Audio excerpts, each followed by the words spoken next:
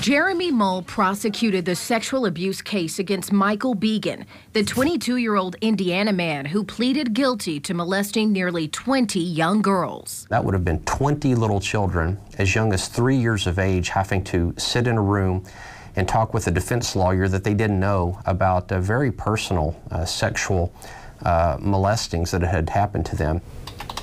Mull says he was able to keep the victims from all having to testify, but this isn't always the case. That's why Mull supports Indiana Senate Bill 551. There's simply no reason for these children to have to show up and give depositions after they've already talked about that with the forensic interviewer. Becky League is the executive director of the Child Advocacy Center. She's also a forensic interviewer. She's one of the first people a child abuse victim shares their story with. When we do an interview, we want to make sure that the child's able to tell their whole story at one time, because sometimes if they're interviewed by a lot of people, they might forget to mention everything, or they might say, I already talked to this person, why do I want to talk again? Since those interviews are recorded and police are present, Mull believes that should be enough evidence to prepare for trial. It's the process of having to talk about this over and over that is so difficult for these children.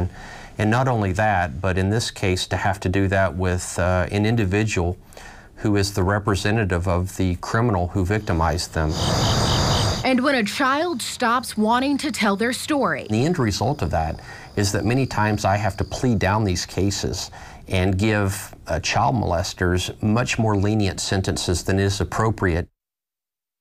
And the provision of Senate Bill 551 that would limit the amount of depositions a victim would have to give was referred to a committee to ensure its legality. Mull says it faces an uphill battle because defense attorneys will argue that they need to talk to victims in person.